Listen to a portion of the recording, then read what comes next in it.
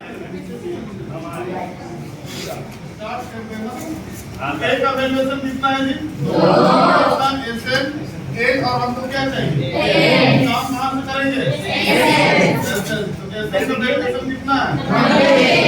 S N का formula बोलो। N और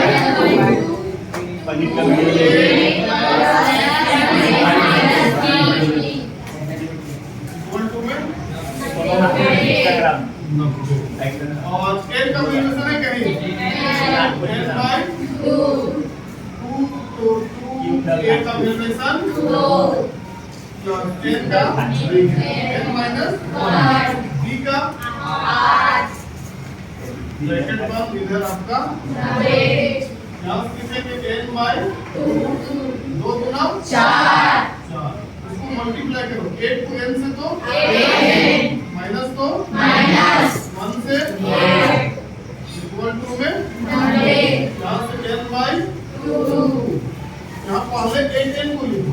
पहले किसको लिखते हैं? माइनस 8 में से 4 माइनस करो इक्वल टू में 9। यहाँ से दो काम कर सकते हो, या तो दो बिना फेंस को या फिर दो से दोनों को काट दो। हम काट दे रहे हैं, ठीक है? 2 चौके 8 और 2 दूना 4। इसको इसका साथ गुना करोगे तो 4 तो 4 n और n का माइनस तो माइनस 2 को n से मल्टीप्लाई करो 2n और ये आपका इधर आएगा तो इक्वल टू में 0। अब ये क्वेश्चन आपका क्या चीज मांगे?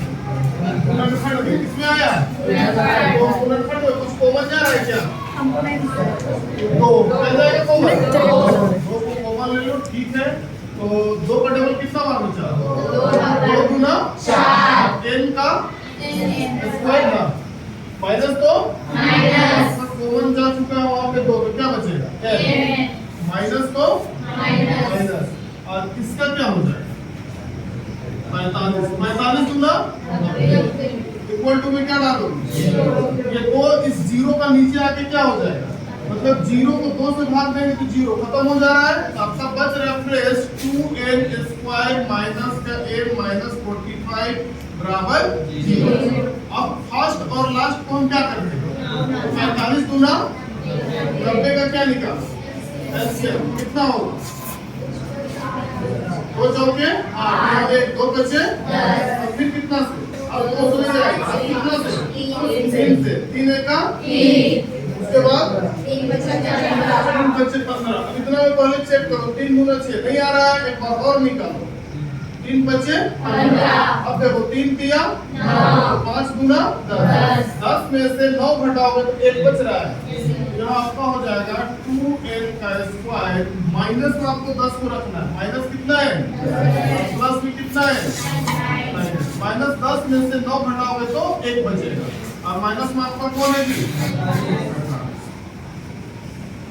इक्वल टू में 0। यहाँ से यहाँ तक में आपका कॉमन क्या जा रहा है? यहाँ क्या बचेगा? आपका दोनों साइड n है, n भी कहाँ जाएगा? तो यहाँ पे बचेगा n माइनस 2 बचे 10। क्लियर है? यहाँ से कॉमन हम किसको लेंगे? यहाँ पे जो ब्रैकेट में वही चीज आपको फिर से आना चाहिए। हम कॉमन किसको लेंगे? 9 को। तो क्या बचेगा? n। यहाँ हो जाएगा आपका, यहाँ क्या होगा? यहाँ देखो रुक जाओ, यहाँ पे गलत हो जाएगा नहीं तो यहाँ प्लस लेना है। क्या लेना है? प्लस। तो plus plus plus plus minus minus 9 का डबल कितना बार? ये दोनों आपको याद रखना, दोनों कैसे होना चाहिए?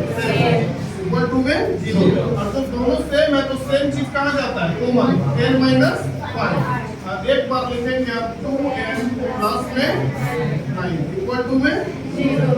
यहाँ कॉपी को बांट दो और लिखो n माइनस 5 बराबर 0। तो n बराबर माइनस इधर आके क्या बना? प्लस। और यहाँ से आपका 2n प्लस एक बार लिख लो प्लस 9 बराबर 0। तो 2n बराबर इधर आके माइनस, तो n बराबर माइनस 9 बाई क्या होगा?